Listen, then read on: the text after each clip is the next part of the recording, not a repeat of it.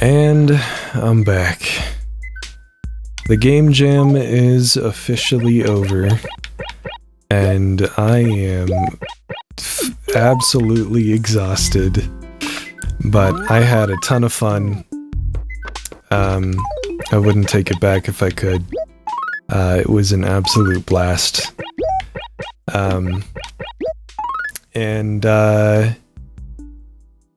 Torso of a plesiosaur. I don't know if we already have that. I am glad to be done, however. Torso of a mammoth. I think we're waiting on the skull, but I'm gonna double check on that too. And 12,000 points. Okay. That was a wild ride from start to finish. But the good news is that we did finish the game, and we did get it submitted before the deadline. In typical game dev fashion, I managed to break something last minute. And then didn't realize it was broken until after I woke up the morning after I submitted it. And someone was like, hey, this thing is broken. I'm not really sure if, actually, before I donate and try to donate this, I'm gonna check back there first, see what we got. This thing is like a thing that seems very strange. I'm not sure if it's supposed to work like this. Okay, actually, wait, we've got the plesio torso? Okay, yeah, so I think that's the last one we need for this. Perfect. And then the mammoth. Yeah, we're waiting on the skull. Cool. And I was like, fuck. Yep, I made a last minute change and neglected to test it because my brain was completely fried at that point, and it was like 2:30 in the morning. And it managed to break something. And of course, since, you know, by the rules of the game jam, I can't go back and fix it and, you know, update it. It's gotta be how it was when it's submitted. So, at least I think. But I'm not really gonna risk it by, like, making an update and potentially getting disqualified. But as far as I'm aware, at least, typically game jam rules say you can't make any updates after it's been, submitted, at least to the version that is going to be judged by people. Who, I say, a plesio torso. At last, huzzah, the plesiosaur is complete. I never thought I would live to see this day. It's fantastic, brilliant, a wonderful, joyful occasion. Delight ripples through my body and soul. But I'm getting carried away. Now then, where shall I begin with these leviathans, the great plesiosaurs? In actuality, plesiosaurs were not dinosaurs, but aquatic reptiles, which ruled the seas during the Mesozoic era. There were two main types of plesiosaurs, both of which had broad bodies, 4 large flippers, and short tails. The two groups were distinct in that one had long necks and small heads, the other short necks and large heads. The plesiosaurs ranged in size from 8 to 46 feet long, and their diets consisted of fish and other marine creatures. The first plesiosaur soul... What the fuck am I reading? The first plesiosaur fossil was discovered in 1824, and subsequent findings have been made on every continent. Incredible, eh, what? Indeed.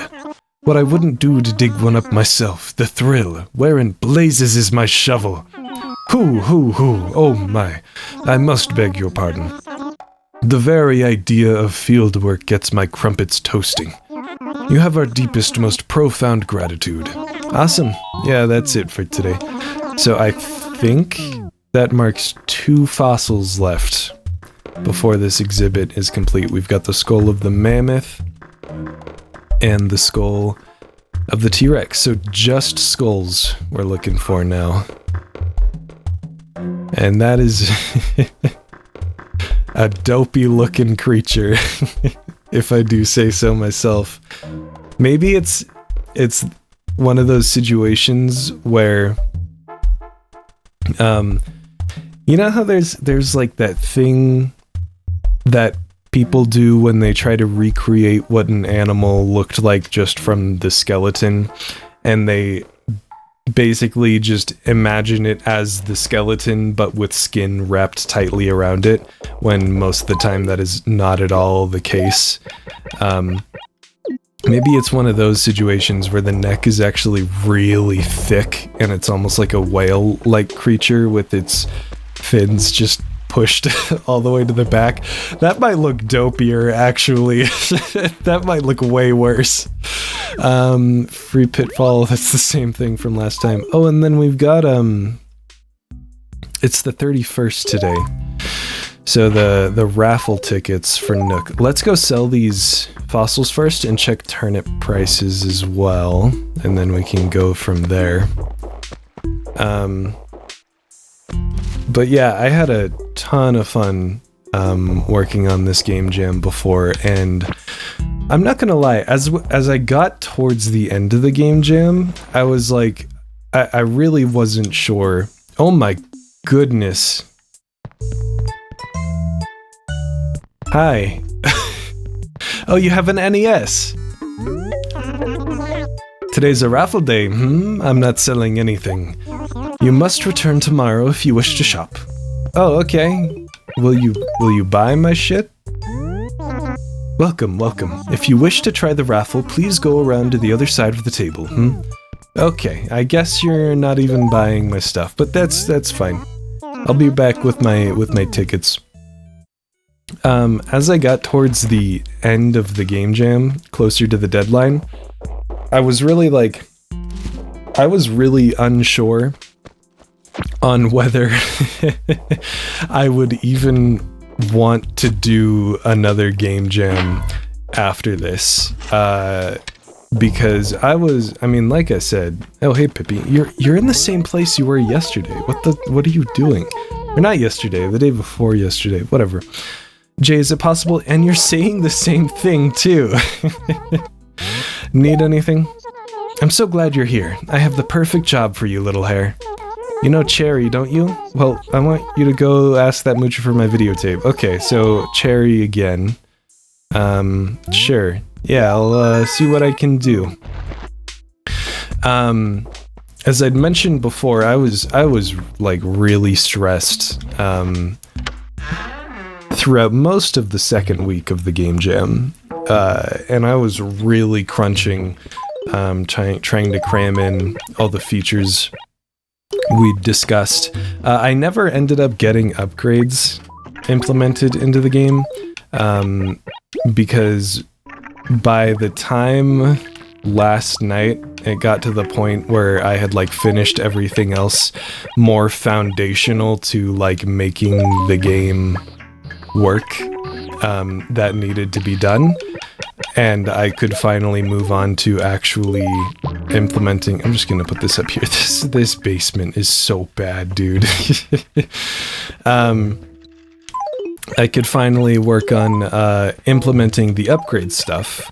It was like 2:30 in the morning, as I said before. Jesus Christ.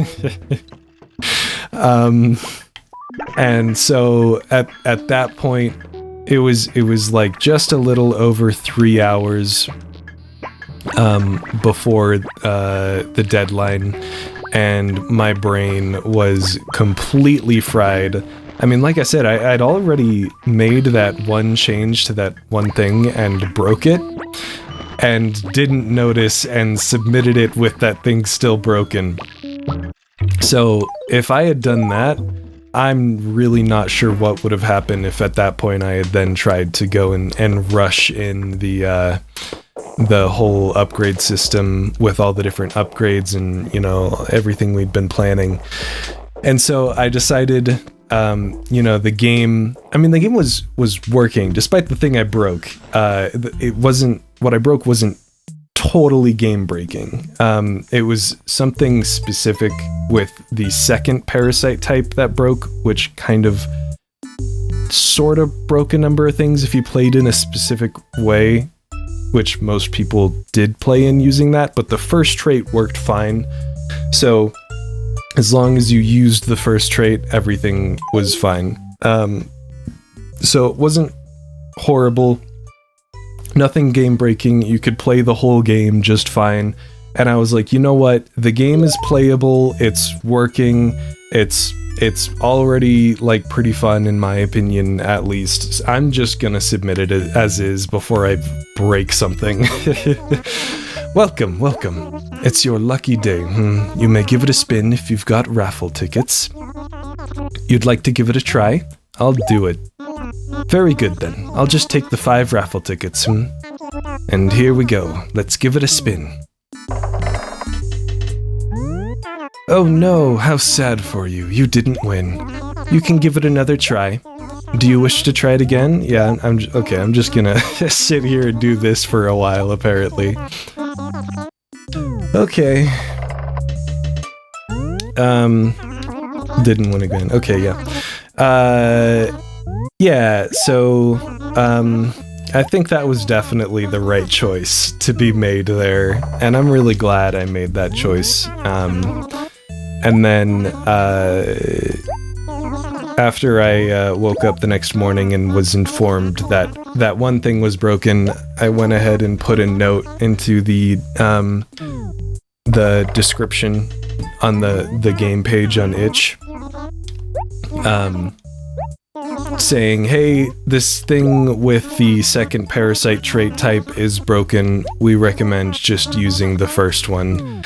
In my opinion, the first one's the more fun one anyways. So, really when it all came down to it, it was just my secret way of getting people to play the game in the way I wanted them to play it. So, yeah, it all worked out in the end, I guess is what I'm saying. And then today when after I dealt with that whole situation, I went and... Oh, you've won! You've won! The third prize, Excite Bike, is yours. Oh shit, we got the NES, hell yeah! Here's your prize, Excite Bike. Fucking awesome. I mean, that's all I'm looking for, but if I still have tickets, I'll go ahead and dump them. Yeah, let's do it. So after I took care of that whole situation,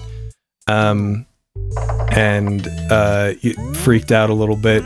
I didn't actually freak out. It's a game jam. People's games are gonna have bugs.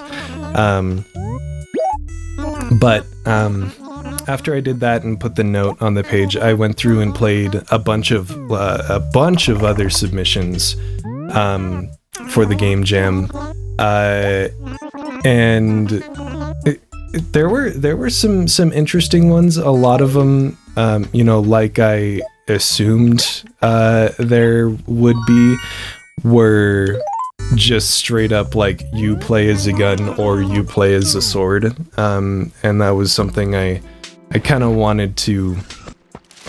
I think I had mentioned this earlier too, that I wanted to really avoid doing an interpretation that I knew would be a really common interpretation.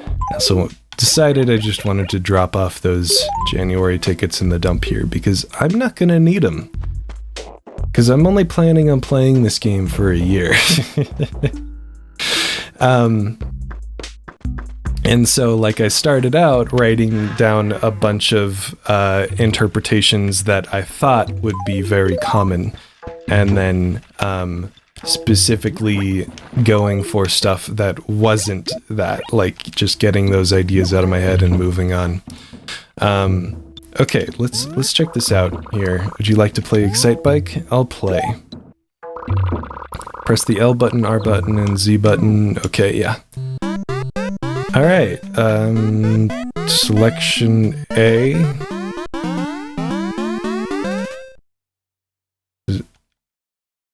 Oh, do I have to press start? There we go. That's what I have to do.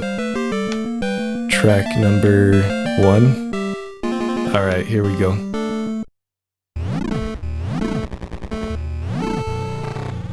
Okay. We're getting it figured out. Oh. Okay, this is interesting. I've never played these old NES games before, and I assume most people who play this game probably haven't. At least people who play this game these days almost certainly haven't. And so this is... Oh. I ate shit. This is a really, it's a very interesting opportunity to play them, in my opinion. I've always loved that they're just straight hard-coded in this game. And it is one of the reasons I wanted to play this game over the other Animal Crossing games, because it would give me an excuse to go through and try out these old-ass games that I've, like, seen people play a little bit and, like, heard people talk about a lot, but haven't ever played myself, and probably wouldn't go and, you know, seek them out myself if it weren't for their just existing in this game. So it's cool that they're here, I guess. I got second place. Cool. Best time 124. All right. Well, I think that's about enough for now. How do I Oh, there we go. That's what I'm looking for. Okay. Yeah, so there were a lot of games that were just you play as a sword, or you play as a gun, or you play as a shuriken. Those were a couple of them, or you play as just some sort of like cursed weapon or something like that.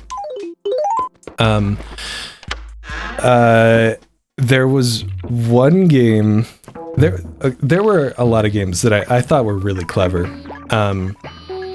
To name a few, first of all, there was one game where it takes place in like a zombie apocalypse, but the zombie infection is like it turns people into knives, and the only... Oh, hey, you're back. What's up? Yes, hello, I'm Gracie, the famous fashion designer. Can I help you, darling?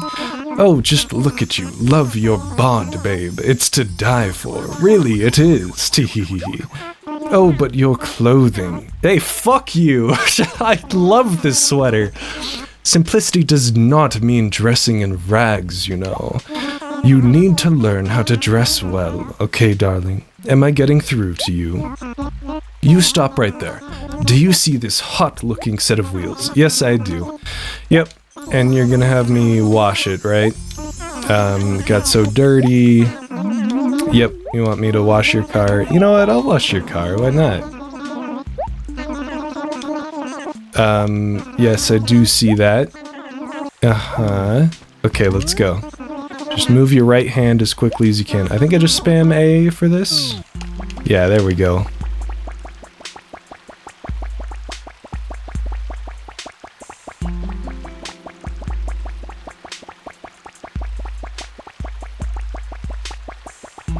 Come on.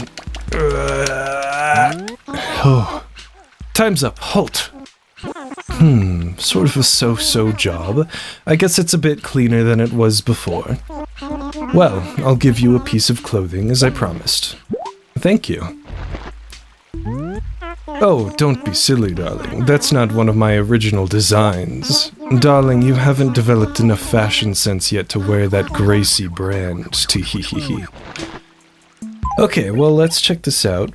Bear shirt.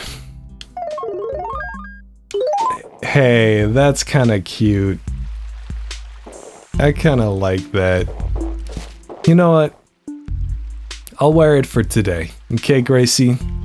Just for today. So what was I talking about? Zombie apocalypse, where the infection is turning people into knives instead of zombies, and the cure for the infection is human blood. And so you play as a guy on a pogo stick. You play as a scientist on a pogo stick who came up with this ingenious way of curing people who have, become afflicted by this zombie knife infection. Where he just walks up and falls on the knives and covers them with his own blood when he gets stabbed by them. And yeah. So you just walk up and all these knives are like hopping after you, and you walk up to them and face plant on them, and then it does a little bit of damage to you every time you do so. So then you have to go, there's like a little healing station towards the back of the room that you have to go back and use every once in a while to make sure you don't die from from curing these knife zombies. And all the sound effects are they're like made by the dude. The dude like made the sounds with his mouth. He made like little pop sounds and plap sounds and yay, good job and stuff. It's really cute. A very, very well done game with a simple but really effective concept. I thought that worked really well. There was another game that took the bullet heaven genre style kind of thing, like Vampire Survivors, and flipped it on its head.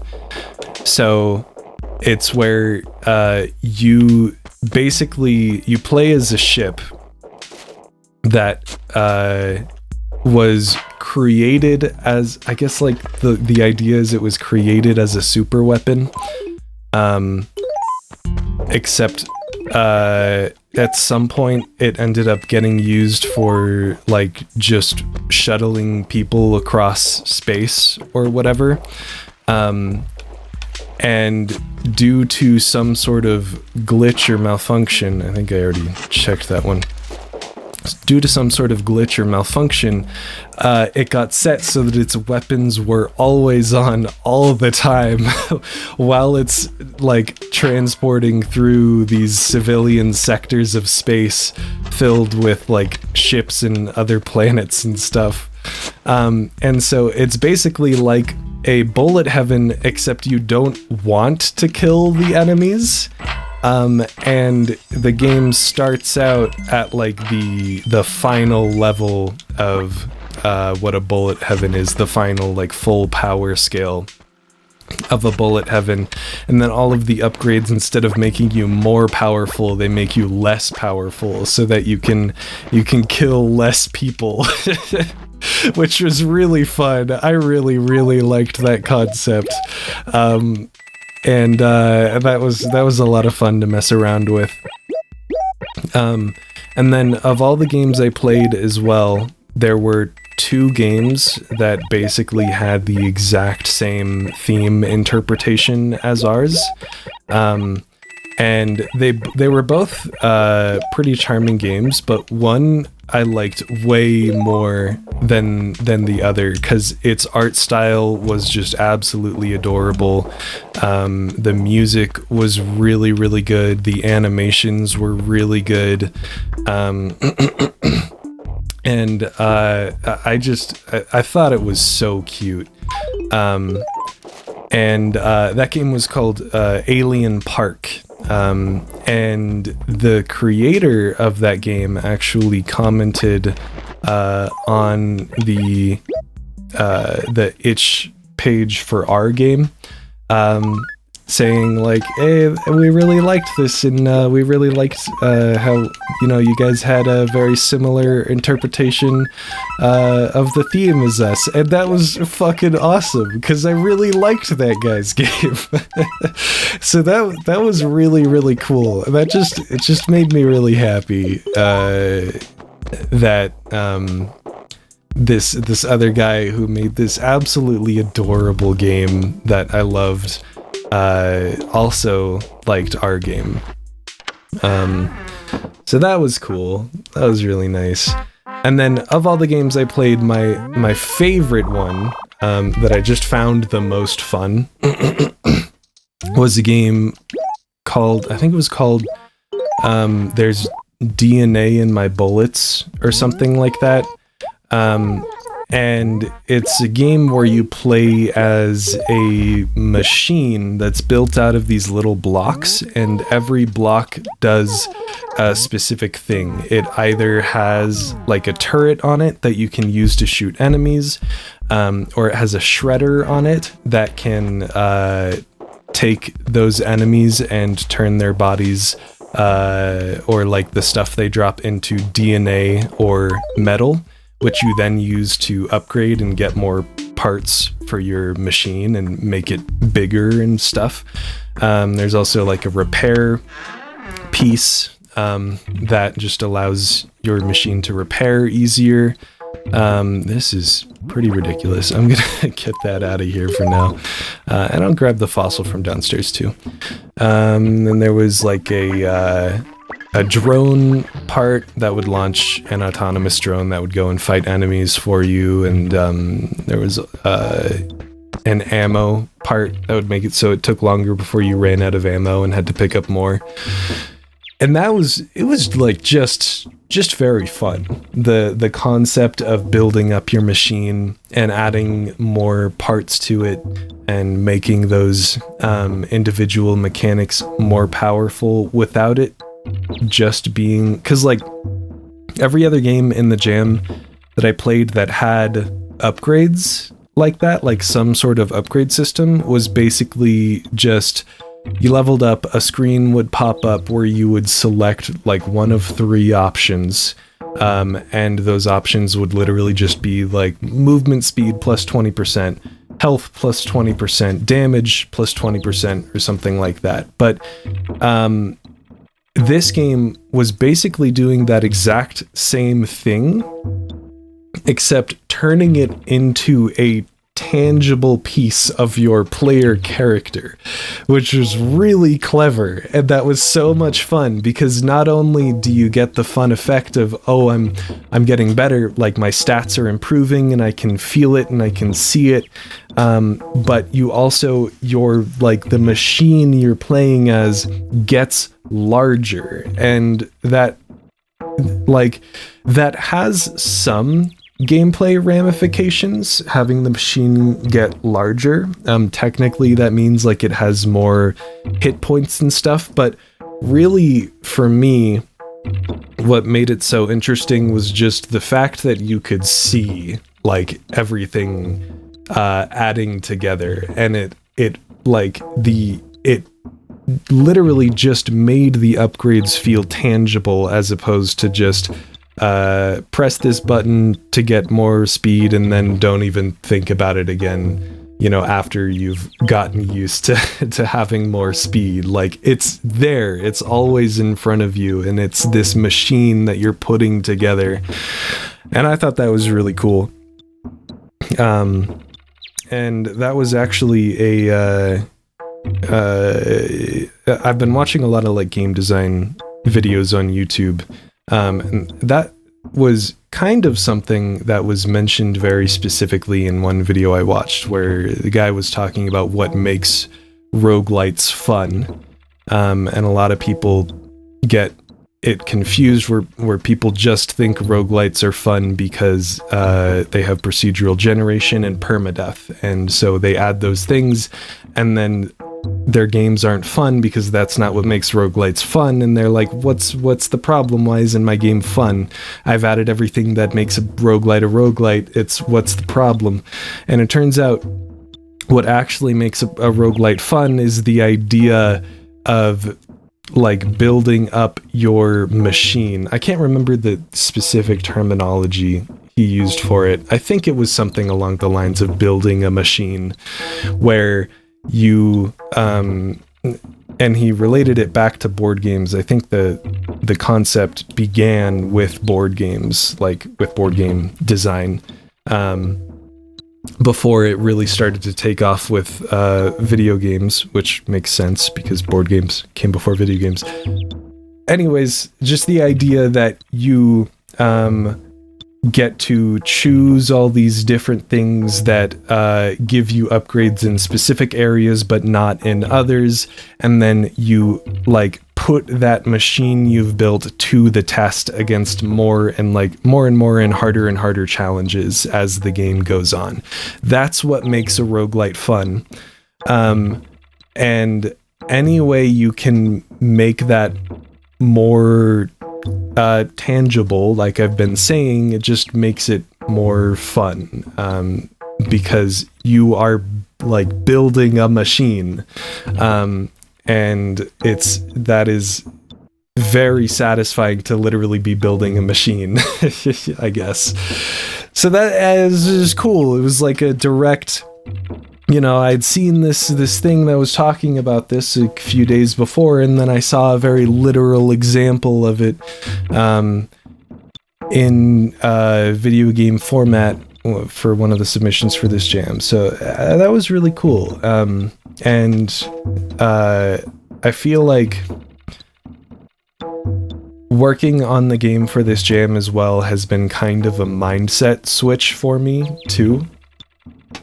Like, I'm realizing now not like I didn't know this before, but I'm fully considering the idea of I can just make whatever the fuck I want at like any time. I can decide on a project that I'm going to be like, this is just going to take a month to make. I just want to make a small game about this very specific thing, and I'm going to work on it for a month, and I'm going to finish it. And then I can like throw it up on itch or something. And that's a very exciting and very potentially dangerous idea for me, because that could mean that I will just have more output overall, but it also could mean I just will keep abandoning projects and moving on to other small projects that catch my attention, my ADHD brain goes awooga at.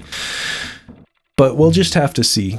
I'm at least willing to try out that mindset for a little while and see what happens, and if it doesn't work out, then I'll try something different.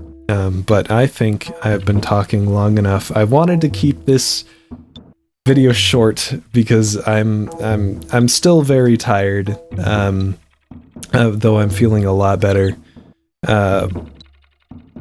And I do want to go to bed, but I just kept talking about stuff. I guess that's what happens, but I will see you in the next one.